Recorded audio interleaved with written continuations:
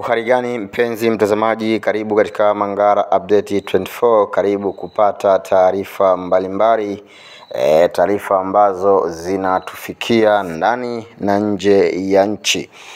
Tuna mengi ya kukuambia, tuna mengi ya kukujuza mpenzi mtazamaji na mfuatiliaji wa YouTube channel yetu. I hope ni mzima buheri wa afya tele kabisa, mambo barabara kabisa. Leo tutaangazia ndani ya Young African pamoja na wekundu wa Msimbazi.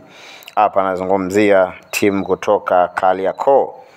Moja ya timu ambayo ina miaka mingi kweli kweli, basi lazima utaweza kuitaja Yanga ikifuatiwa na club ya Simba. Mambo ambayo yanazidi kustajabisha ama kuleta sitofahamu ni kile ambacho kimetokea club ya Simba ikimfunga Dodoma Jiji takriban magoli 6.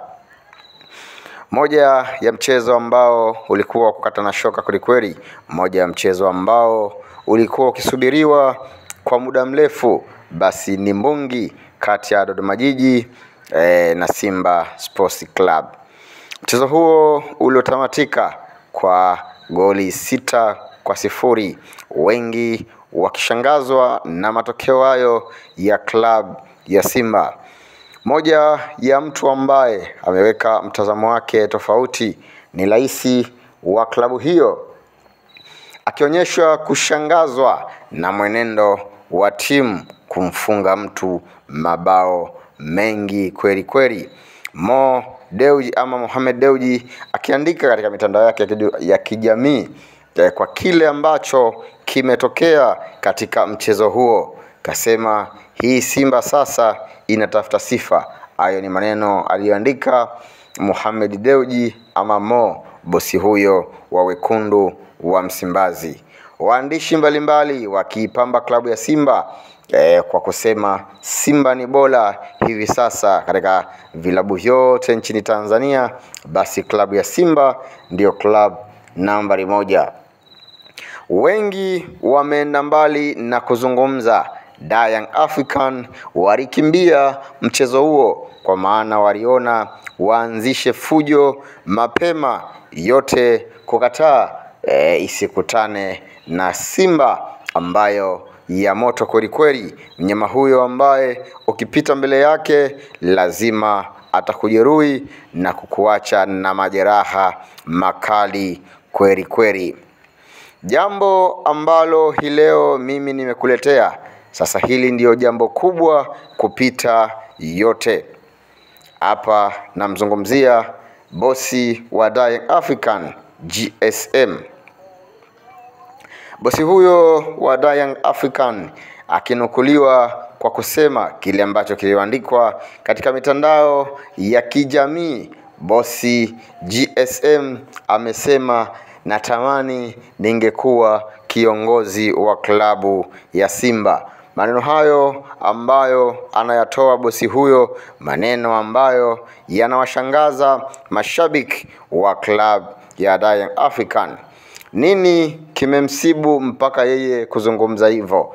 Basi unaambiwa magoli 6 ya Simba mchezo zidi ya Dodoma Jiji. Hicho ndicho kitu ambacho kimemfanya yeye anyanyue kinywa chake na kuzungumza. Anatamani angekuwa kiongozi wa klabu ya Simba, kwa maana Simba inamkosha kweli kweli. Simba inamfanya ajione mwenye furaha japokuwa yupo katika klabu ya Young African. Mashabiki mbalimbali wa klabu ya Yanga wakionekana kutokupendezwa na kauli hiyo, kauli ambayo wengi imewaumiza, kauli ambayo imekuwa ina utata ndani yake. Kauli ya GSM Khalid Said Mohamed ikiwafanya mashabiki wa club ya Yanga wajione wadogo.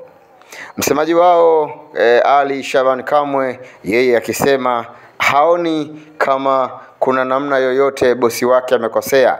Hayo ni maoni yake yeye kama GSM, lakini sio maoni ya club ya Young African.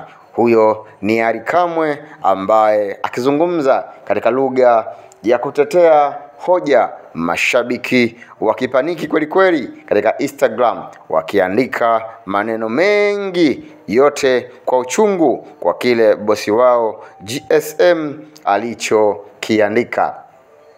Kwingineko basi klabu ya Simba tunaambiwa kwenye mchezo dhidi ya Al-Masry, mchezo huo ambao ulitarajiwa kupigwa katika dimba la Benjamin William Mkapa, mchezo ambao wa kimataifa katika michuano ya CAF Federation Cup.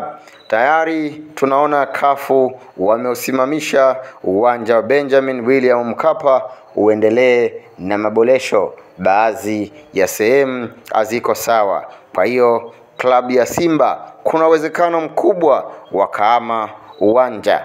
Bado tunasubiria taarifa rasmi klabu hiyo itakwenda kutumia uwanja gani katika mchezo huo dhidi ya Al-Masry, moja ya mchezo unaotarajiwa kuwa mchezo mkubwa, moja ya mchezo ambao tutakwenda kuiona Simba ya matumaini, Simba ambayo tutaenda kuiona inakwenda katika hatua ya robo finali.